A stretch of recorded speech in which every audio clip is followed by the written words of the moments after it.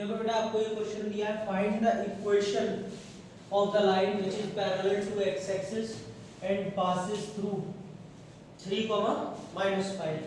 थोड़ा यहाँ पे आप ग्राफ क्रिएट कर सकते हैं, अगर दिमाग में कर पा रहे हैं तो दिमाग में चलेगा। 3 ये रहा, -5 ये रहा, यानी कि ये पॉइंट है, यहाँ से ये लाइन निकलती है। बट ये कह रहा है parallel to x axis. Parallel to x axis का मतलब क्या है? ये ऐसे करके लाइन निकलती है, हो गई x एक्सिस के पैरेलल, और 3, कहाँ निकल रही है? 3, -5 से। तो बेटा ये किसको कट कर रही है? y एक्सिस को। तो इसकी इक्वेशन क्या हो जाएगी? y -5। y को किस पॉइंट पर कट कर रही है? -5। तो y -5 is the equation. Note करिए, खत्म हो गया। बस इतना ही है और कुछ भी नहीं, सिंपल था। ये दिया आपको, find the equation of a line which is equidistant from the lines x is equals to -4, x is equals to 8।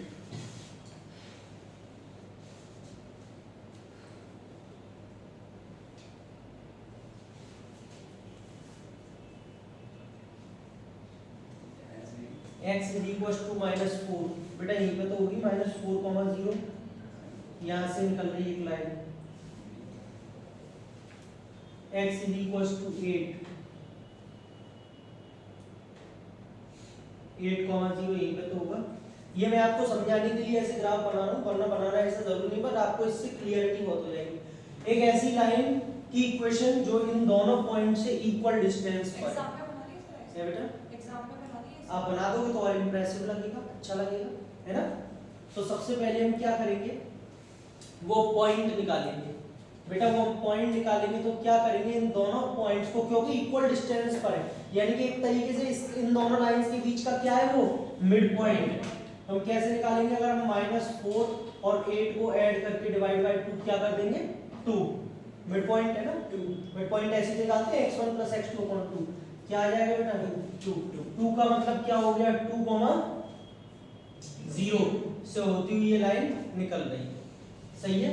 वैसे भी आप देख सकते हो 4 और 2 6 डिस्टेंस यहाँ हो गई, और 2 से लेके 8 60 डिस्टेंस यहाँ हो गए बराबर। इसीलिए तो बेटा हमको तो लेकिन इक्वेशन लिखनी है, तो इक्वेशन x एक्सिस पे कट कर रही है, +2 पे कट कर रही है, 2, 0 से, तो x = 2। बस सही है। चलिए खत्म, सेकंड एक्सरसाइज खत्म, तीसरी देखते हैं। हाँ बेटा देखिए, क्वेश्चन नंबर 3 है वैसे आज का, और वैसे इस एक्सरसाइज का पहला मान लीजिए। Find the equation of a line which cuts off an intercept of 5 units on negative direction of y axis. बेटा एक ऐसी लाइन है जो y एक्सिस पे कहां काट कर रही है? 0, -5।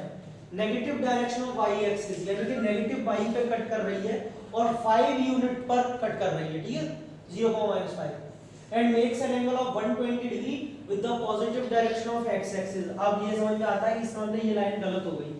ये लाइन क्यों गलत हो गई? क्योंकि वो 120 डिग्री एंगल बना रही है, जो कि एक ऑब्ट्यूज एंगल ट्रायंगल है, जो सॉरी एंगल है। ये लो, कोई दिक्कत नहीं, ये तो 120 डिग्री एंगल, और ये कहां कर रही है? 0, -5। समझ में आया? ग्राफ समझ में आया? ऐसे ही बनेगा। बेटा आपको c तो दे रखा है -5। आप याद करिए स्लोप इंटरसेप्ट फॉर्म जो होती थी, कट जो करती थी, 0, -5 का मतलब 0, c। याद है? y = mx + c, standard form, कुछ नहीं याद है। और m यहां से निकालेंगे, m का मतलब क्या होगा? tan थीटा, मतलब tan 120, tan 120 की वैल्यू tan 90 + 30 tan 180 - 60। चलो एक ही बात है, कैसे भी कर लो। सेकंड क्वाड्रेंट में tan नेगेटिव, tan 60 √3 माइनस का √3, सर 90 + 30 करेंगे, चेंज हो जाएगा cot 30। सही है। चलो therefore the equation of the line is क्या होती है? y mx + c होती है स्लोप इंटरसेप्ट फॉर्म। एक जगह इंटरसेप्ट बन रहा हो और इसका स्लोप पता हो तो y m कितना है? -√3x, c कितना है? -5। बेटा ये इधर आके पॉजिटिव हो जाएगा, √3x प्लस का y, ये इधर आके प्लस का 5 0 लीजिए। समझ में आई कि नहीं ये बताओ बस। पक्का? एक इंटरसेप्ट दिया था, स्लोप दे रखा था, स्लोप इंटरसेप्ट फॉर्म लगा दी, खत्म किया एक क्वेश्चन लाइन आ गई। देखो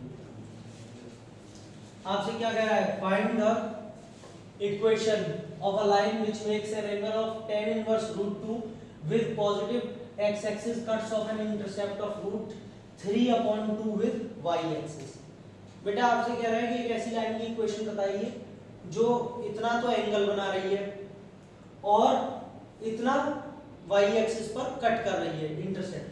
तो आपको एक तरीके से यहाँ पर m क्या होता है, स्लोप कैसे निकालते हैं, tan थीटा। किसी लाइन का स्लोप का फॉर्मूला क्या होता है, tan थीटा। इतना एंगल बना रही है तो ये आपको एंगल मतलब थीटा की वैल्यू दे रखी है, tan इनवर्स √2। कॉन्सेप्ट समझ ना, tan तो tan है ही है, रेशियो है। जैसे मैंने आपको कहा makes an angle of 30 degree, तो आप क्या करते हो, tan और थीटा लिया रख देते हो 30। अब वो आपसे कह रहा है कि एंगल बन रहा है tan इनवर्स √2, तो tan और थीटा लिया गया tan इनवर्स √2। बेटा tan से tan इनवर्स कैंसिल हो जाता है और m कितना आ गया, समझ में आया, समझ में आ गया, स्लोप निकल आया m। c कितना दे रखा है, माइनस का √3/2। Therefore the equation of line क्या होगी, y is equals to mx plus c। m की जगह √2x प्लस माइनस माइनस हो गया बेटा दिशा, ठीक है c। चलो इस y को इधर ले आओ, √2x, y इधर जाके माइनस, ये पहले से है ये माइनस, इज इक्वल टू 0। खत्म हो गया, नोट करिए।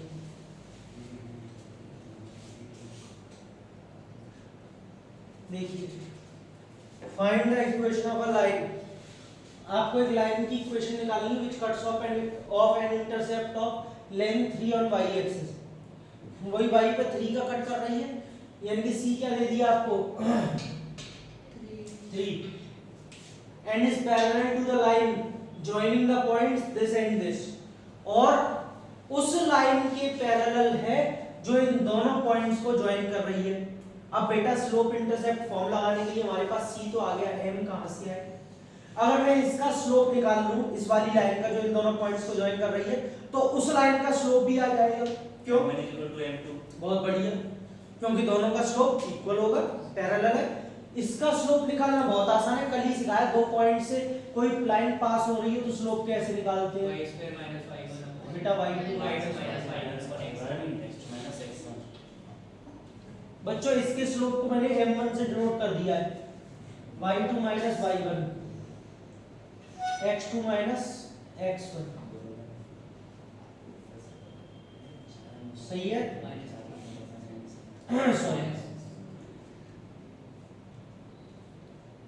-3 चलेगा। नाउ क्योंकि उसका जो स्लोप है वो m1 m2 के इक्वल होगा, पैरेलल है, तो m2 कितना आ जाएगा -3। c है ही है, equation of line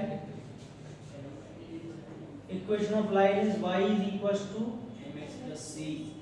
y m है बेटा माइनस का 3, c की जगह है प्लस का 3, ये आके प्लस, खत्म हो गया। इधर माइनस का 3 कर दे तो कहाँ माइनस का 3 3 का भेज दे तो एक ही बात है, भेज दो, अच्छी बात।